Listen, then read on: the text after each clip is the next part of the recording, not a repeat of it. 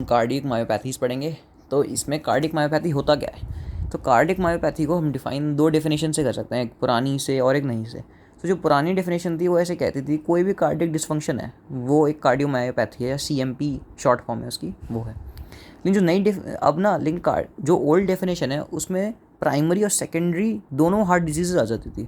Primary वो होती हैं जो सीधा हार्ट को इफेक्ट करती है, और सेकेंडरी वो होती है कोई सिस्टमिक डिसऑर्डर हो गया, मान लो इन्फेक्शन फैल गया उसकी वजह से हार्ट पे इफेक्ट पड़ा, या अमाइलोडोसिस हो गया उसकी वजह से हार्ट पे इफेक्ट पड़ा, वो सेकेंडरी डिसऑर्डर है एक।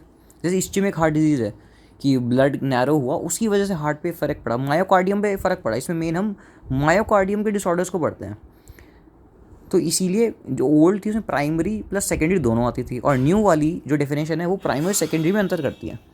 ये डेफिनेशन है हिट्रोजीनस ग्रुप ऑफ डिजीजेस जो लिंक्ड है मायोकार्डियम से। ये बहुत इंपॉर्टेंट है, मायोकार्डियम की देखेंगे हम। और मायोकार्डियम में कोई भी डिसऑर्डर जैसे मैकेनिकल या इलेक्ट्रिकल डिसफंक्शन हो गया वो आता है CMP में। अब ये CMP तीन तरह का हो सकता है, या तो हाइपरट्रोफी या हाइपरट्रोफी, इसे कहते हैं हाइपरट्रोफी CMP, डायलेशनल CMP या रिस्ट्रिक्टिव CMP। अब जो CMP है ना, इससे होता क्या है, इसमें क्या होता है, या तो वेंट्रिकल हाइपरट्रोफी करेगा या डायलेट करेगा, और उसकी वजह से क्या हो जाता है, उसकी वजह से एरिथमिया हो जाता है। और ये एरिथमिया होता कैसे है, ये एरिथमिया होता कैसे है? एरिथमिया में क्या होता है, आयन चैनल में दिक्कत आ जाती है, या गैप जंक्शंस में दिक्कत आ जाती है, या इस्चीमिया हो जाता है। अब ना CMP में तीन तरह का होता है, हाइपरट्रोफी, रिस्ट्रिक्टिव और डायलेशन। अब डायलेटेड वाला पढ़ते हैं हम। ये डायलेटेड में होता क्या है, इसमें हार्ट डायलेट कर जाता है, ठीक है, और इसमें जो हार्ट की जो वॉल है वो थिन हो जाती है और वीक हो जाती है, क्योंकि जो मायोकार्डियम है उसका अट्रोफी हो जाता है। ये हम पढ़ेंगे अट्रोफी क्यों होता है। और ये एक सिस्टोलिक डिसऑर्डर है। सिस्टोलिक डिसऑर्डर क्या होता है, सिस्टोल का क्या मतलब होता है, जब हार्ट कॉन्ट्रैक्ट करता है तो वो सिस्टोल होता है, जब हार्ट रिलैक्स करता है तो वो डायस्टोल होता है। तो सिस्टोलिक डिसऑर्डर इसलिए कहा गया है क्योंकि इसमें मायोसाइट तो अट्रोफी हो जाते हैं, तो कॉन्ट्रैक्शन होगा नहीं, तो इसलिए ये एक सिस्टोलिक डिसऑर्डर बन जाता है, ठीक है। इसलिए मैंने इधर हाइपो कॉन्ट्रैक्टिलिटी भी लिखी है, क्योंकि अट्रोफी हो गई है मायोकार्डियम की, इसीलिए। और हार्ट कैसे हो जाएगा, फ्लॉपी हो जाएगा क्योंकि मसल्स ही नहीं बची हैं। और ऐसे कॉज क्या क्या है डायलेशनल CMP के, या तो जेनेटिक कॉज हो सकता है, कोई म्यूटेशन हो गई है। अब इसमें ना जो प्रोटीन्स होते हैं, जो सार्कोमियर प्रोटीन है उसमें हो जाती है दिक्कत, जैसे टाइटिन प्रोटीन होता है, ये TTN जीन के एनकोड करता है। ये एक होता है एक्स लिंक्ड म्यूटेशन। इसमें क्या होता है, एक्स लिंक्ड म्यूटेशन में जो डायस्ट्रोफिन प्रोटीन है जो क्या करता है, जो प्रोटीन को इसके कंडक्शन से जोड़ता है, उसमें दिक्कत आ जाती है। जो मेम्ब्रेन, सेल मेम्ब्रेन और प्रोटीन को जोड़ता है, इसमें दिक्कत आ जाती है। अब दूसरा रीज़न है मायोकार्डाइटिस। इसमें क्या हो रहा है, वायरल इन्फेक्शन या इन्फेक्शन के कारण हो सकता है। तीसरा alcohol and drug abuse. Alcohol से क्या हो जाता है, थाइमीन डिफिशियंसी हो जाती है, इसकी वजह से दिक्कत आ जाती है। और जो एसिटिल्डिहाइड बनता है इसकी वजह से, उसकी वजह से वो हार्ट टॉक्सिक होता है। ड्रग्स में जो कीमोथेरेपिक ड्रग्स है वो दिक्कत देती हैं। एक अगर हीमोक्रोमैटिसिस हो गया, जैसे आयरन बहुत ज़्यादा बढ़ गया तो वो फ्री रेडिकल बना देगा, तो ये दिक्कत होती है। अब जैसे यहाँ हीमोक्रोमैटिसिस है, ये एक सेकेंडरी रीज़न है, और ये जो सारे थे ये प्राइमरी रीज़न थे। जैसे मायोकार्डाइटिस है, ये प्राइमरी रीज़न है। जैसे प्रेगनेंसी है, प्रेगनेंसी में क्या होता है, ऐसे फैक्टर्स निकलते हैं जो एंटी एंजियोजेनिक होते हैं, और ये क्या करते हैं, माइक्रोवैस्कुलर लॉस कर देते हैं। इसकी वजह से इस्चीमिया हो जाता है, माइक्रोवैस्कुलर चला गया तो इस्चीमिया हो जाएगा। इसकी वजह से क्या हो जाएगा, हार्ट मसल मरने लग जाएंगी, और हार्ट मसल मरेंगी तो क्या हो जाएगा, हार्ट क्या होगा, फ्लॉपी हो जाएगा, डायलेट हो जाएगा, तो ये डायलेशनल CMP हो गया। अब एक हम पढ़ते हैं सुपरा फिजियोलॉजिकल स्ट्रेस, ठीक है। अब इसमें क्या होगा, अगर कोई आदमी स्ट्रेस में है तो क्या होगा, केटकोलोमीन्स निकलते हैं, क्योंकि वो क्या करते हैं, रिलैक्स करते हैं बॉडी को। तो अब क्या हो जाएगा, ये कार्डियोटॉक्सिक होते हैं। ये क्या कर देते हैं, ये मायोसाइट के अंदर कैल्शियम ओवरलोड कर देते हैं, और क्या करते हैं, वेसोकॉन्स्ट्रिक्शन तो कर ही देते हैं ये, ठीक है। इसकी वजह से क्या हो जाता है, अब जैसे प्रेगनेंसी है, जैसे अब ये स्ट्रेस है, केटोलोमीन्स क्या करते हैं, हार्ट रेट बढ़ाते हैं, फोर्स ऑफ कॉन्ट्रैक्शन बढ़ा देते हैं, लेकिन ने आर्टरी को तो वेसोकॉन्स्ट्रिक्ट कर दिया।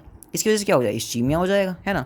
और इसमें मेनली जो इफेक्ट आता है वो जो एपेक्स है ना लेफ्ट वेंट्रिकल की, उस पर सबसे ज़्यादा इफेक्ट आता है। इसकी वजह से शेप है वो बलून की तरह हो जाती है, ये बहुत इंपॉर्टेंट, बलूनिंग हो जाती है इसमें लेफ्ट वेंट्रिकल की।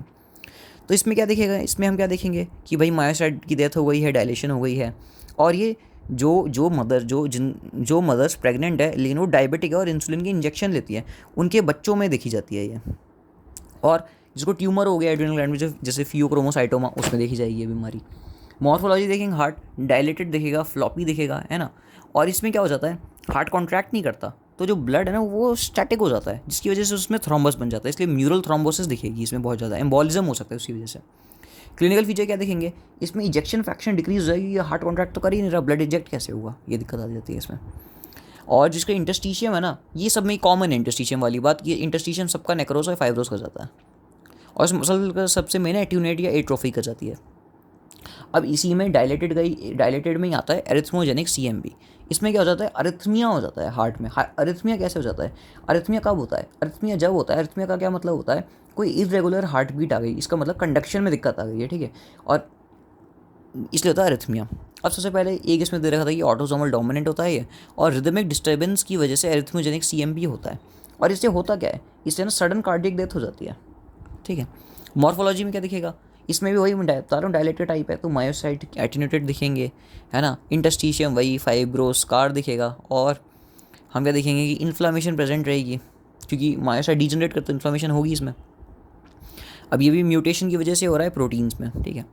अब इसमें एक नेक्सोस सिंड्रोम होता है, इसमें क्या होता है, एरिथ्मोजेनिक CMB दिखेगा, प्लस में जो स्किन है ना उसमें रैशेस दिखेंगे, ये होता है इसमें। अब हम हाइपरट्रोफी पढ़ते हैं, हाइपरट्रोफी CMB क्या होता है। हाइपरट्रोफी CMB क्या होता है, इसमें मायोकार्डियम हाइपरट्रोफी हो जाएगा, ठीक है, इसमें कोई डायलेशन नहीं होती है, थिक वॉल्ड हो जाएगा, ठीक है। दूसरा इसमें क्या होता है, इसमें डायस्टोलिक डिसऑर्डर होता है, मायोकार्डियम इतना ज़्यादा हाइपरट्रोफी हो जाता है कि जब वो रिलैक्स करता है ना तो उतनी स्पेस ही नहीं बचती कि पूरी फिलिंग हो सके ब्लड की, तो उससे कंप्लायंस पुअर हो जाती है, इससे डायस्टोलिक डिसऑर्डर होता है ये, ठीक है। इसमें अब इंजेक्शन की कोई दिक्कत ही नहीं है, जितना ब्लड आ रहा है इजेक्ट हो रहा है पूरा का पूरा, तो कोई इजेक्शन फ्रैक्शन कम नहीं हुआ है, ठीक है।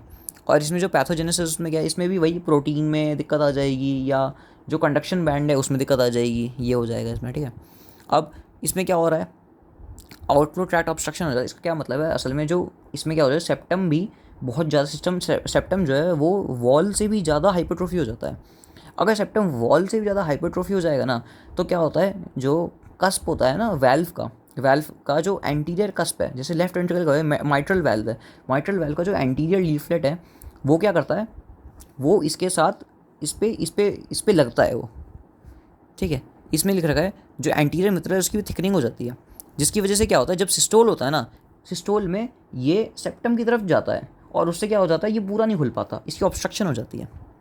तो डायस्टोलिक तो इसलिए क्या हो जाता है, आउटफ्लो ट्रैक्ट ऑब्स्ट्रक्शन, जो ब्लड निकलना था वो निकल नहीं पाता ढंग से। डायस्टोलिक डिसफंक्शन क्या हो जाता है, पूरा अब फिल रिलैक्स नहीं हो पाता, और क्या हो जाता है, अब अगर पूरा फिल रिलैक्स ही नहीं हो पाएगा तो क्या हो जाएगा, एरिथमिया हो जाएगा ना। इस चीज़ में क्या हो जाता है, जब पूरा हार्ट रिलैक्स नहीं हो पाता ना, तो जो एट्रियम है, लेफ्ट एट्रियम, वो डायलेट हो जाता है, क्योंकि पूरी फिलिंग नहीं हो पा रही है ना। अब फिलिंग नहीं हो पा रही है उसके अंदर, तो ब्लड, इसका मतलब एट्रियम में रुक गया है, तो एट्रियम में रुक गया तो एट्रियम डायलेट मार जाएगा, और क्या हो जाता है, इस्चीमिया हो जाता है। क्यों, क्योंकि हाइपरट्रोफी हो गई है मसल इतनी ज़्यादा, तो डिमांड बढ़ गई, परफ्यूजन कम है इसलिए, और मसल हाइपर कॉन्ट्रैक्ट कर रही है, ये दिक्कत है। इसकी हिस्टो में क्या दिखेगा, मायोसाइट की हाइपरट्रोफी दिखेगी, मायोफाइबर का डिसएरे, ये बहुत इंपॉर्टेंट है, मायोफाइबर डिसएरे। मायो जब हाइपरट्रोफी इतनी होती है तो जो मायोसाइट होती है वो एक क्रम में होते हैं, एक कंसेंट्रिक फैशन में होते हैं, लेकिन इसमें क्या हो जाता है, मायोसाइट का जो फैशन है ना वो बदल जाता है, और इसमें क्या हो जाता है, जो आर्टरी रीजन की नैरोइंग हो जाती है बहुत ज़्यादा, क्योंकि अब हाइपरट्रोफी इतनी ज़्यादा कर गई है ना मसल्स कि जो आर्टरी रीजन की नैरोइंग हो गई है, और इंटरस्टिशियम वही फाइब्रोस और नेक्रोसिस, ये सब में कॉमन मिलेगा।